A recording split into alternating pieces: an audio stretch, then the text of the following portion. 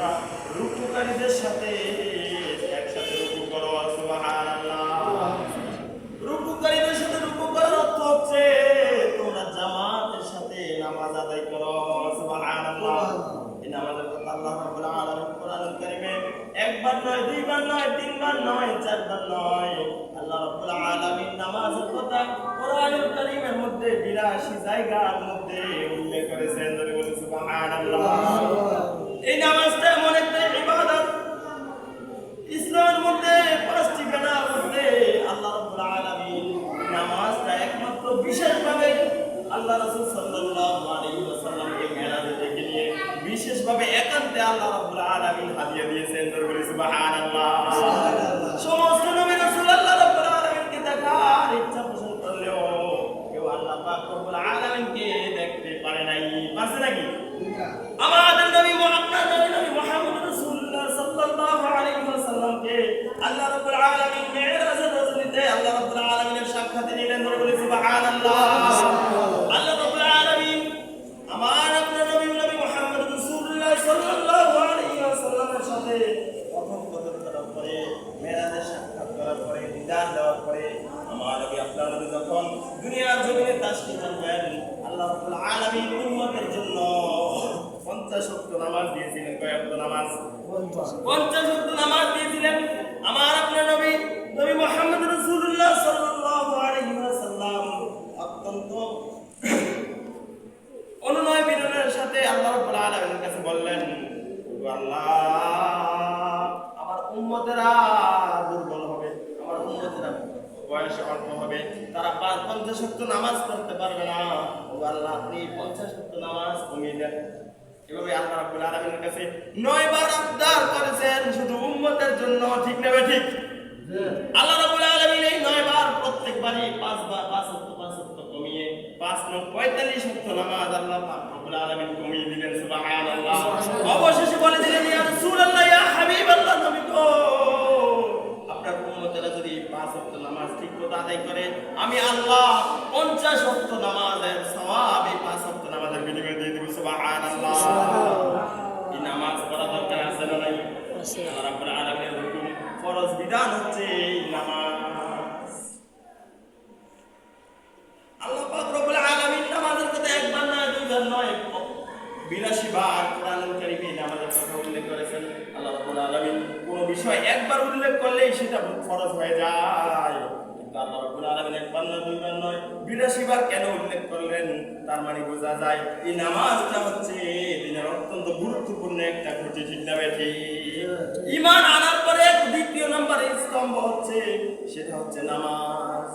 অন্য এক হাদিস শরীফ আল্লাহ রাসূল সাল্লাল্লাহু আলাইহি ওয়াসাল্লাম ইরশাদ করেন, মান হাফাযা আলাইহা কানাত লাহু নূরান ওয়া বুরহানান ওয়া নাজাতান ইয়াউমাল কিয়ামাহ। যে ব্যক্তি 5 ওয়াক্ত নামাজ ঠিকমতো আদায় করবে, 5 ওয়াক্ত নামাজ যে ঠিকঠাক মতো আদায় করবে, কানাত লাহু নূরা, এই নামাজটা তার জন্য কিয়ামতের ময়দানে নূর হয়ে যাবে। জোরে বলুন সুবহানাল্লাহ। এই নামাজ তার জন্য কবরের মধ্যে নূর হয়ে যাবে। আল্লাহ রাসূল সাল্লাল্লাহু আলাইহি ওয়াসাল্লাম হাদিস শরীফে ইরশাদ করেছেন যে ব্যক্তি মুমিন বান্দা যখন কবরে যাবে, মুমিন বান্দার কবরটা হবে সবুজ শ্যামল পূর্ণিমা রাতের চাঁদের মতো আরো উজ্জ্বল হবে, 70 গজ প্রশস্ত হয়ে যাবে। জোরে বলুন সুবহানাল্লাহ। এই নামাজটাই কবরে, অন্ধকার কবরে আলো হবে কি? নামাজ। অন্ধকার কবরে আলো হবে কি? নামাজ। কিয়ামত, হাসর নাসর, মিজান, ফুলসিরাত সব জায়গায় এই নামাজটা নূর হয়ে যাবে। নামাজের জন্য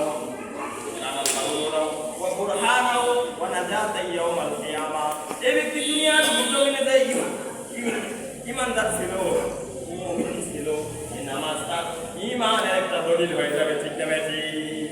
এই দুনিয়ার জমিনে আমার আপনার জায়গা সম্পত্তি বাড়ি গাড়ি যত কিছুই আছে সমস্ত কিছুর সাথে একটা দলিল আছে, আসলে নাই? কেউ যদি আপনার কাছে আপনার জমিন দখল করতে আসে, আপনার দলিলটা আপনি মানুষকে যখন উপস্থাপন করবেন, দরবারীকে যখন উপস্থাপন করবেন, প্রশাসনকে যখন উপস্থাপন করবেন, ওই ব্যক্তি আপনার জমিন ছেড়ে দিতে বাধ্য। ঠিক না ঠিক? ঠিক আপনি যে ইমানদার ছিলেন দুনিয়ার জমিনে, আপনার এই নামাজ আপনার ইমানের দলিল হয়ে যাবে। আপনি মুমিন ছিলেন, এর দলিল হয়ে যাবে নামাজ। সুবহানাল্লাহ। কিয়ামতের ময়দানে এই নামাজ আপনার আমার নাজাতের একমাত্র কারণ হয়ে যাবে। জোরে বলুন সুবহানাল্লাহ। ওয়া মান লাম ইউহাফিজ আলাইহা লাম তাকুন লাহু নূরা ওয়ালা বুরহানা ওয়া নাজাতা ইয়াউমাল কিয়ামা ওয়ালা নাজাত। যে ব্যক্তি পাঁচ ওয়াক্ত নামাজ পড়বে না, এই নামাজ তার জন্য নূর হবে না, নামাজ তার জন্য ঈমানের দলিল হবে না, নামাজ তার জন্য নাজাতের কারণ হবে না। জোরে বলুন নাউযুবিল্লাহ। শুধু তাই নয়, বেনামাজের হাসর হবে মা ফিরআউনা ওয়া কারুনা ওয়া হামানা ওয়া উবাই ইবনে খালদ। বেনামাজির হাসর নাসর হবে ফেরাউনের মতো জঘন্য কাফেরের সাথে, বেনামাজির হাসর নাসর হবে হামানের সাথে, বেনামাজির হাসর নাসর হবে হামানের সাথে। জোরে বলুন নাউযুবিল্লাহ। যে কাফের, যে ফেরাউনের মতো কাফের, আল্লাহকে স্বীকার করছে, নিজেকে খোদা দাবি করেছে, এরকম বেনামাজির হাসর নাসর এরকম এই বড় বড় কাফেরদের সাথে। জোরে বলুন নাউযুবিল্লাহ। বাইরে আমার বন্ধুরা, আমার পাঁচ ওয়াক্ত নামাজ যদি কেউ ঠিকঠাক মতো আদায় না করে, পাঁচ ওয়াক্ত নামাজ যদি ঠিকঠাক মতো না করে, তাহলে তার কি অবস্থা হবে? আল্লাহ রব্বুল আলামিন সূরাতুল মাউনের মধ্যে বলেন, ওয়াইলুল লিল মুসাল্লিন আল্লাযীনা হুম আন সালাতিহিম সাহুন আল্লাযীনা হুম ইউরাউন। ওয়াইলুল লিল মুসাল্লিন, ওই সমস্ত নামাজীদের জন্য ধ্বংস, ওই সমস্ত নামাজীদের জন্য ধ্বংস। আল্লাযীনা হুম আন সালাতিহিম সাহুন, যারা তাদের নামাজের ব্যাপারে উদাসীন, যারা তাদের নামাজের ব্যাপারে গাফেল। এরকম যারা নামাজের মধ্যে যারা গাফেল, আযান হয়ে যায়, মসজিদে ইকামত হয়ে যায়, অথচ ওই ব্যক্তির নামাজের কথা স্মরণ হয় না, কাজ করতে আছে, দোকানদারি করতে আছে, ব্যবসা বাণিজ্য করতে আছে, গল্প গুজব করতে আছে, দুনিয়াবি যায় কাজকর্মের মধ্যে ব্যস্ত আছে, নামাজের খবর নাই। জোহরের নামাজ চলে যায়, আসরের নামাজ চলে যায়, মাগরিবের নামাজ চলে যায়, ইশার নামাজ চলে যায়, দোকানপাটে গল্প গুজব বন্ধ হয় না। এরকম উদাসীন যে সমস্ত নামাজি আছে, এই সমস্ত নামাজীদের জন্য আল্লাহ রাব্বুল আলামিন বলেন, ফাওয়াইলুল লিল মুসাল্লিন আল্লাযীনা হুম আন সালাতিহিম সাহুন, যারা তাদের নামাজের ব্যাপারে গাফেল। জোরে বলেন নাউযুবিল্লাহ। অথচ অন্য ফরায়েদ আল্লাহ রাব্বুল আলামিন বলেন, আল্লাযীনা হুম ইউরাউন, যারা নামাজ পড়ে, এই সমস্ত মুসলিম যারা নামাজ পড়ে মানুষ দেখানোর জন্য, লোক দেখানোর জন্য যারা নামাজ পড়ে, এরকম নামাজি যারা আছে তাদের জন্য ধ্বংস। নাউযুবিল্লাহ। বাইরে আমার বন্ধুরা, আমার পাঁচ ওয়াক্ত নামাজ যারা আদায় না করবে, পাঁচ ওয়াক্ত নামাজ যারা না পড়বে, যারা ফজর পড়ে, যোহর পড়ে না, আসর পড়ে না, মাগরিব পড়ে না, ইশা পড়ে না, মন চাইলে নামাজ পড়ে, মন চাইলে পড়ে না, বন্ধু বান্ধবের পাল্লায় যখন পড়ে, বন্ধু বান্ধব যখন বলে ভাই আসেন নামাজ পড়ি, ওই লজ্জায় কি করে মানুষ দেখানোর জন্য মসজিদে এসে যায়, নামাজ পড়ে। আর যখন অন্য সময় একাকী থাকে সে নামাজ পড়ে না। এরকম মুসল্লি আছে না নাই? কিছু কিছু মুসল্লি আছে এক জুমা থেকে আরেক জুমা এসে নামাজ হাজিরা দেয়। কিছু কিছু মুসল্লি আছে, আল্লাহ রাব্বুল আলামিন তাদেরকে হেদায়েত দান করুন, তারা কি করে প্রত্যেক ঈদের জামাতে উপস্থিত হয়। ধরে বলুন নাউযুবিল্লাহ। আর নামাজ পড়েই না, অথচ বলে নামাজ পড়ি আর না পড়ি আমাদের ঈমান কিন্তু মজবুত আছে। ধরে বলুন নাউযুবিল্লাহ। ঈমান ঈমান কি আছে? মজবুত আছে। অথচ আল্লাহ কোরআন হাদিস থেকে জানা যায় বেনামাজির কবরে 9টি শাস্তি হবে, বেনামাজির 9টি আযাব হবে, কঠিন ভয়ঙ্কর আযাব হবে, শাস্তি হবে। 3টি আযাব হবে মৃত্যুর সময় 3টি আযাব হবে। একমাত্র 100তম আযাবটা হচ্ছে যে ব্যক্তি নামাজ পড়বে না, আল্লাহর হুকুম মানবে না, ঠিকমতো নামাজের 5 ওয়াক্ত নামাজ ঠিকমতো পড়বে না, ওই ব্যক্তি যখন মৃত্যু আসবে, মৃত্যুটা অত্যন্ত হতাশাগ্রস্ত অবস্থা হবে, নিঃস্ব অবস্থা হবে, দুর্দশাগ্রস্ত অবস্থায় তার মৃত্যু হবে। করে বলুন নাউযুবিল্লাহ। আবার বেনামাজির মৃত্যু হবে। 2 নম্বর যে শাস্তিটা, বেনামাজি যখন মৃত্যু আসবে, মৃত্যুর সময় বেনামাজি অত্যন্ত ক্ষুধার্ত থাকবে, ক্ষুধার্ত অবস্থায় না খেতে পেরে বেনামাজি মৃত্যুবরণ করবে। করে বলুন নাউযুবিল্লাহ।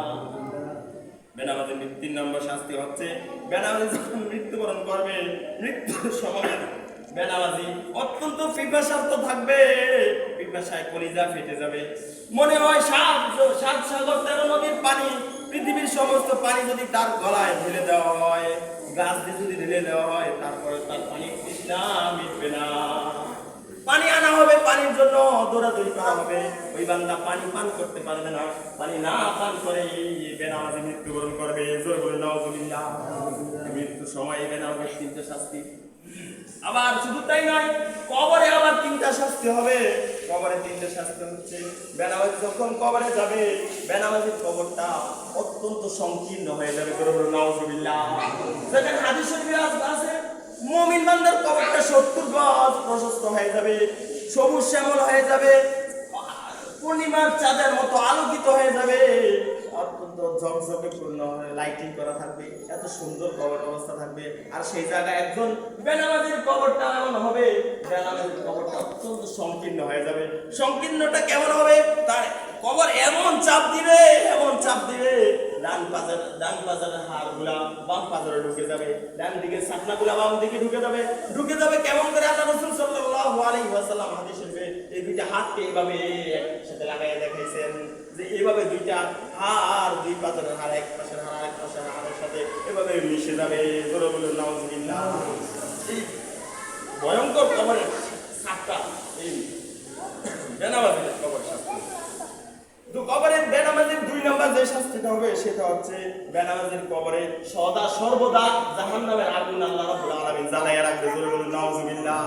ওই জাহান্নামের আগুনে জ্বলতে থাকবে, দাউ দাউ করে জ্বলতে থাকবে, চিৎকার করতে থাকবে, চেঁচামেচি করতে থাকবে, রেহাই মিলবে না। জোরে বলুন নাউজুবিল্লাহ। 3 নম্বর কবরে যে বেনামাজির শাস্তিটা হবে সেটা হবে একজন ফেরেশতা আল্লাহ রাব্বুল আলামিন বেনামাজির কবরে নিযুক্ত করবে, যার হাতে একটা লোহার হাতুড়ি থাকবে, অনেক বড় একটা লোহার হাতুড়ি থাকবে, মজবুত একটা লোহার হাতুড়ি থাকবে। ওই বেনামাজি বান্দাকে ফজরের নামাজ না পড়ার কারণে ফজর থেকে শুরু করে ঈশা আসর জোহরের নামাজ পর্যন্ত তাকে মারতে থাকবে, পিটাইতে থাকবে। বলুন নাউজুবিল্লাহ। আবার জোহরের নামাজ না পড়ার কারণে জোহর থেকে আসর পর্যন্ত মারতে থাকবে, আসরের নামাজ না পড়ার কারণে আসর থেকে মাগরিব পর্যন্ত এভাবে আঘাত করতে থাকবে, মাগরিব থেকে ঈশা পর্যন্ত, ঈশা থেকে আবার ফজর পর্যন্ত বেনামাজিকে এইভাবে মারতেই থাকবে, কবরে মারতেই থাকবে। জোরে বলুন নাউজুবিল্লাহ। এই মায়ের শাস্তিটা কেমন হবে?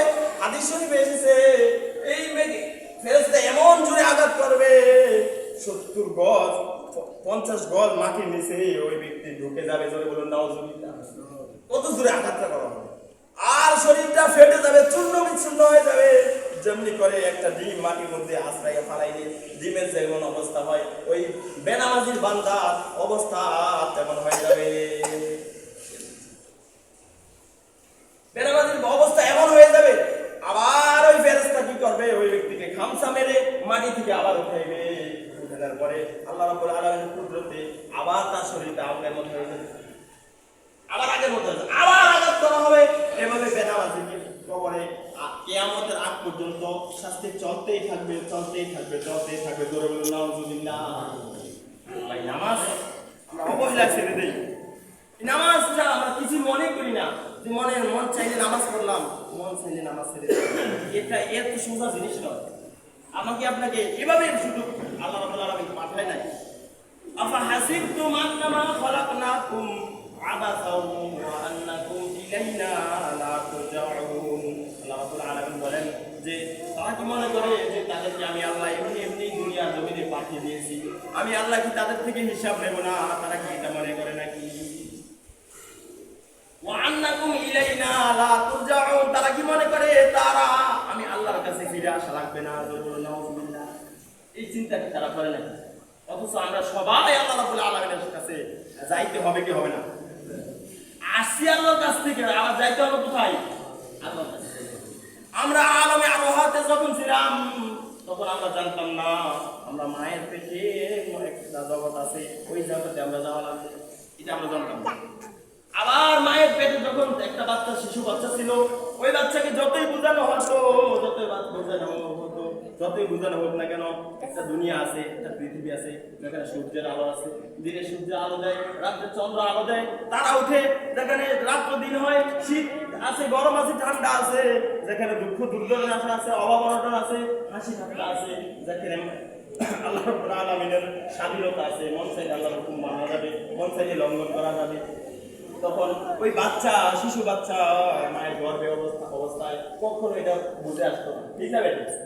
কিন্তু আবার যখন এই দুনিয়ায় আসলো, আমরা যখন দুনিয়ায় আসলাম, আমাদেরকে যত আলেম ওলামারা বোঝা যে মৃত্যুর পর আরেকটা জীবন আছে, আরেকটা হায়াত আছে, পরবর্তী আরেকটা জীবন আছে, ওটা আমাদের বুঝে আসে না, বুঝে ধরে না। বুঝে ধরোক আর না ধরোক, ওই জীবনে যাওয়া লাগবে কি লাগবে না? কবর, হাসর, মিজান, ফুলসিরাত, একটার পরে একটা স্টেশন আছে না নাই? প্রত্যেকটা স্টেশনে আমাদের হিসাব হবে কি হবে না?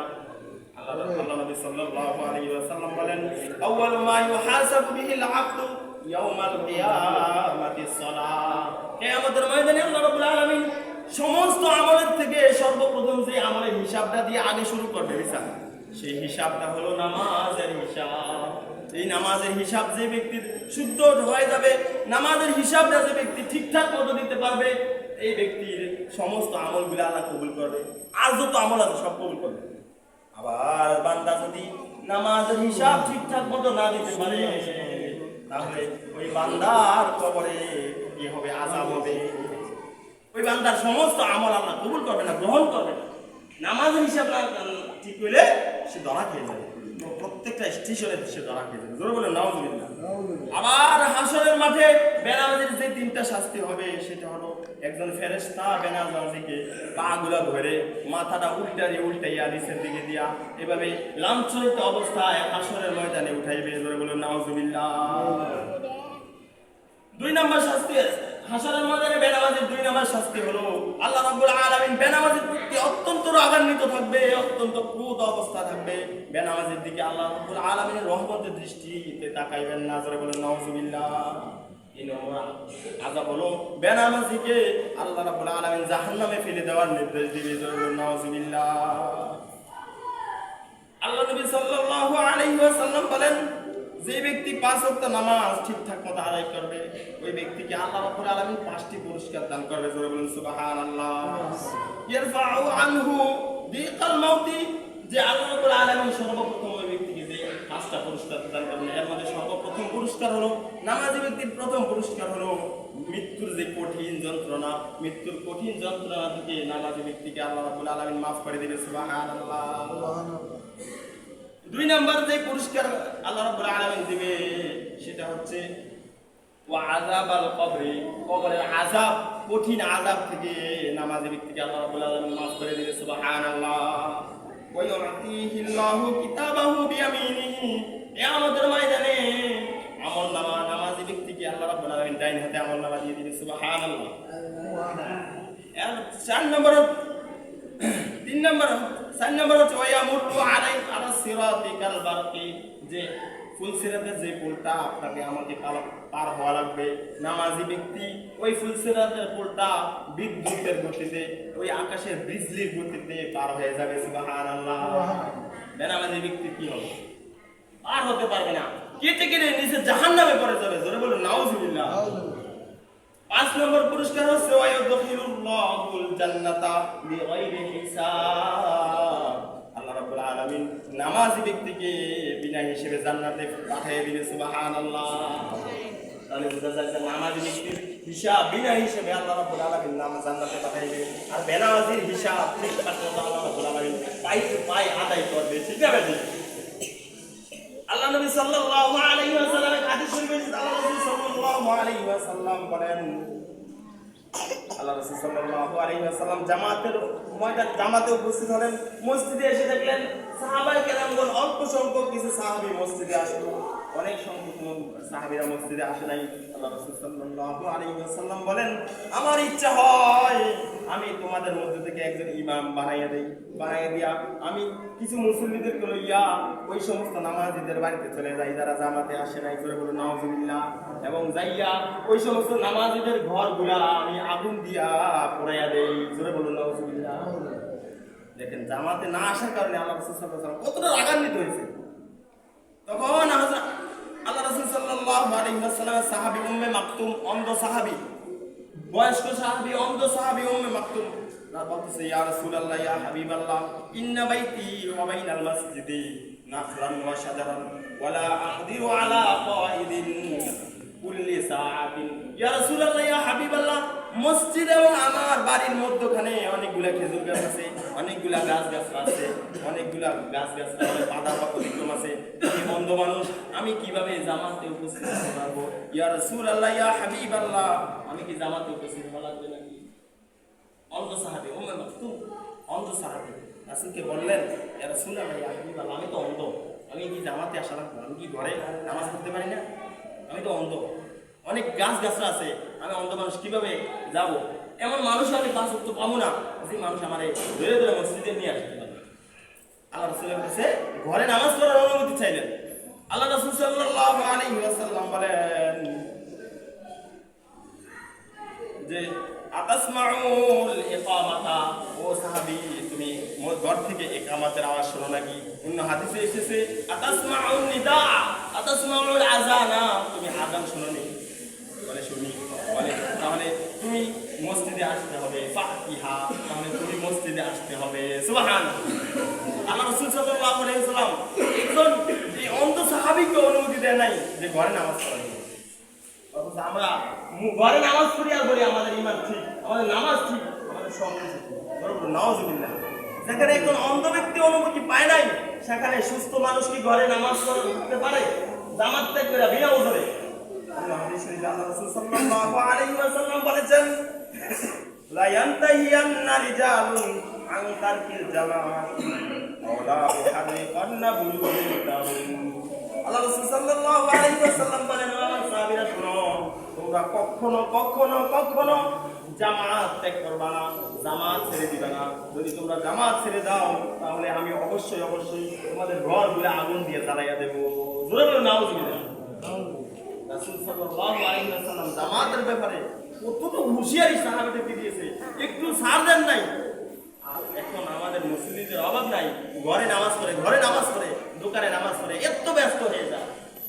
অথচ অন্য হাদিস শরীফে আছে, ফালা সালাত লাহু, ওই ব্যক্তির নামাজই হয় না। যে ব্যক্তি জামাতে উপস্থিত হয় না, আযান শুনছে, ও কোনো ওজন নাই, অসুস্থতা নাই, ঘরে নামাজ পড়ে নিয়েছে, জামাতে আসে নাই, ফালা সালাত লাহু, তার কোনো নামাজই নেই, তার নামাজই কবুল হয় না।